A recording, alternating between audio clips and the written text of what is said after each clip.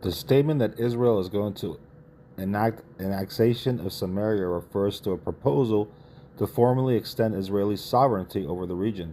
Samaria, also known as Shamron, is the northern part of the area Israel refers to as Judea and Samaria, which corresponds to the biblical heartland and the territory commonly known as the West Bank.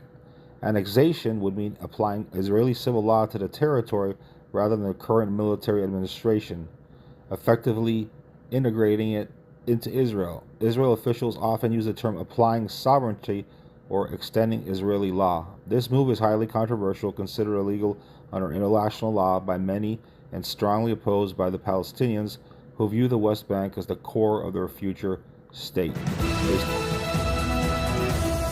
TV7 Israel News is made possible thanks to your generous donation. Shalom, Erev Tov, good evening. This is TV7 Israel News, broadcast to you from Jerusalem. The United States is doing everything in its power to realize President Donald Trump's peace plan for the Gaza Strip, applying immense pressure on all related actors, including Israel. Prime Minister Benjamin Netanyahu stresses that Israel will remain committed to its national security interests. Israeli opposition lawmakers successfully passed two separate bills aimed at asserting Jerusalem's sovereignty over Judea and Samaria. Prime Minister Benjamin Netanyahu stresses that Israel will remain committed to its national security interests. Israeli opposition lawmakers successfully passed two separate bills aimed at asserting Jerusalem's sovereignty over Judea and Samaria.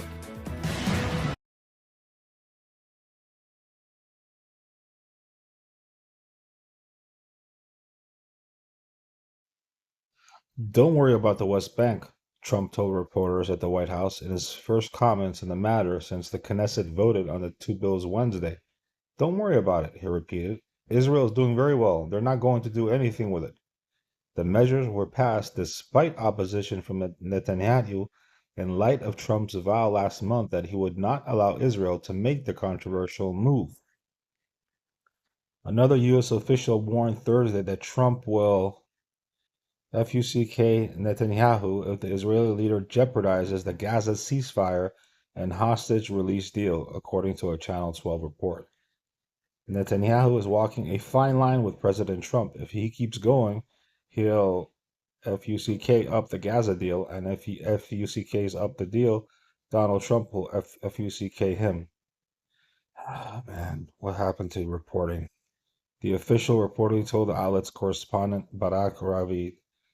In English, it sounds even cruder, news anchor Yonit Levy noted at the end of the Ravi's report. The source told Ravi that Vance in Israel at the time was shocked by the decision and said that Israel was acting in an unsupervised manner.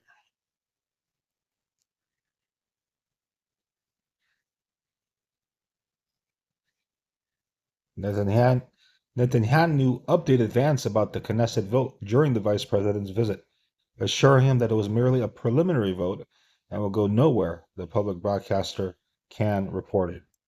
This cannot happen while I'm visiting here, Vance said. American officials reportedly warned Netanyahu that the vote could provoke a backlash and destabilize ongoing negotiations over the ceasefire. Leaving Israel on Thursday afternoon, Vance said at the airport that he was told the initial passage of the bill was a political stunt and purely symbolic, but that if so, it was a very stupid political stunt, and I personally take some insult to it. Oh, man. I'm not going to even tell you what I think about Vance. The maps attached below show present-day Israel. The outline in red is what is called the Promised Land that God defined in the Bible. So, you guys see Israel right here? The little spot right there? This should be Israel. Everything within the entire red border. And it will be in the future. That I can guarantee you because the Bible says so. Some of you may not know this, so I'm going to read it. From looking at those maps, it's readily apparent that the nation of Israel has never seized or occupied the whole of the land that God promised to them. Some would say that it's a promise that is yet to be fulfilled at some future date. Others might point out that the promise was conditional and came with a requirement that Israel never met, that being the command to drive out all the nations and utterly destroy them, a benchmark that Joshua fell short of. Deuteronomy 7, the Lord your God will bring you into the land. You are going to enter it and take it as your own. He'll drive out many nations to make room for you. He'll drive out the Hittites, the Gershites, the Amorites, the Canaanites, the Perizzites, the Hivites, and the Jebusites. Those 7 nations are larger and stronger than you are. The Lord your God will hand them over to you. You will win the battle over them. You must completely destroy them. Don't make a peace treaty with them. Don't show them any mercy. Don't marry any other people. Don't give your daughters to their sons, and don't take their daughters for your sons. If you do, those people will turn your children away from serving the Lord. Then your children will serve other gods. The Lord will be very angry with you. He will quickly destroy you. So here's what you must do to those people. Break down the altars, smash their sacred stones, cut down the poles they used to worship the female god named Asherah, burn the statues of their gods in the fire. You are a holy nation. The Lord your God has set you apart for himself. Now here's where people get a little mixed up. Joshua 11:23. So Joshua took the whole land according to all that the Lord said unto Moses, and Joshua gave it for an inheritance unto Israel according to the divisions by their tribes, and the land rested from war.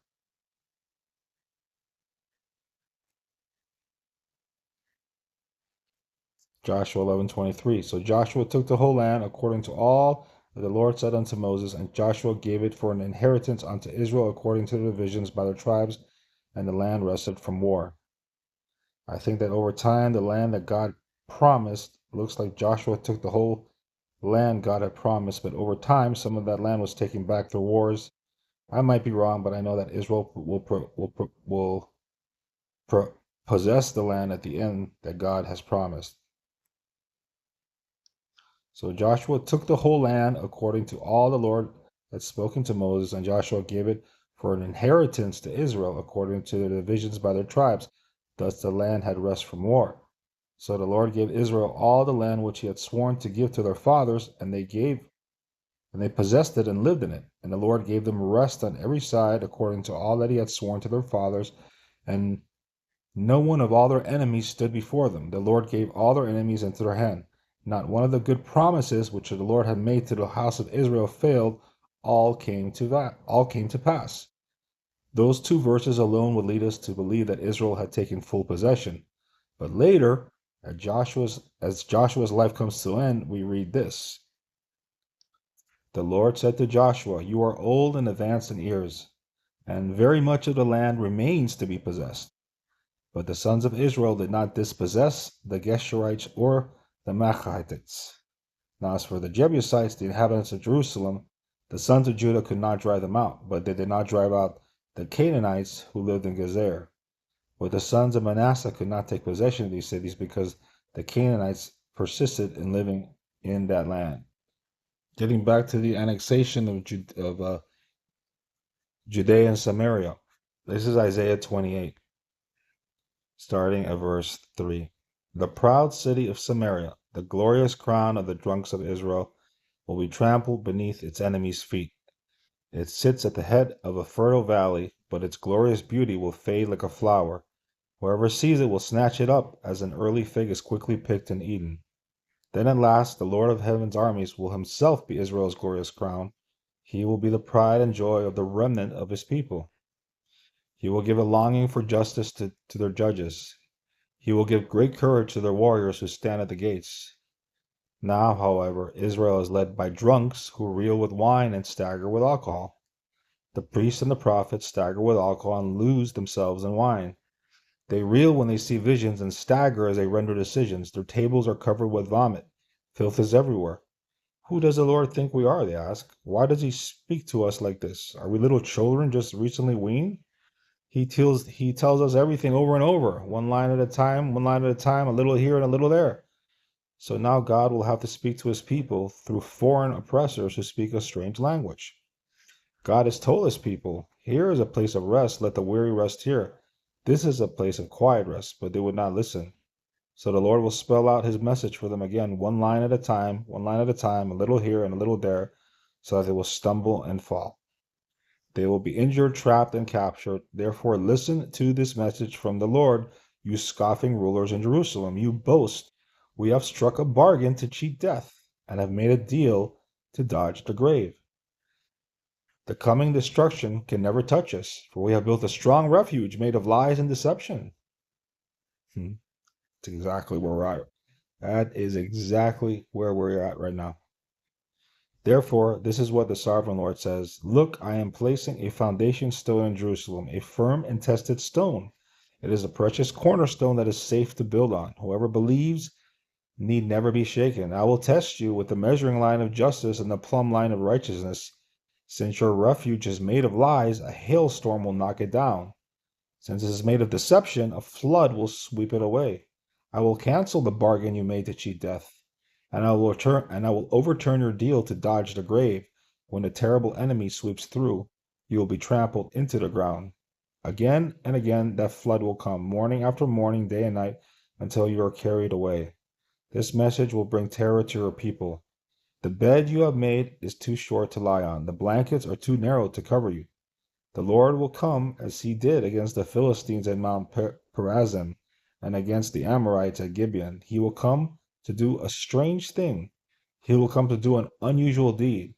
For the Lord of heaven's armies, has plainly said that he is determined to crush the whole land. So scoff no more, or your punishment will be even greater. Listen to me, listen and pay close attention. Does a farmer always plow and never sow? Is he forever cultivating the soil and never planting? Does he not finally plant his seeds, black cumin, wheat, barley, and emmer wheat, each in its proper way and each in its proper place? The farmer knows just what to do, for God has given him understanding. A heavy sledge is never used to thresh black cumin, rather it is beaten with a light stick. A threshing wheel is never rolled on cumin, instead it is beaten lightly with a flail. Grain for bread is easily crushed, so he doesn't keep on pounding it. He threshes it under the wheels of a cart, but he doesn't pulverize it. The Lord of heaven's armies is a wonderful teacher, and he gives the farmer great wisdom.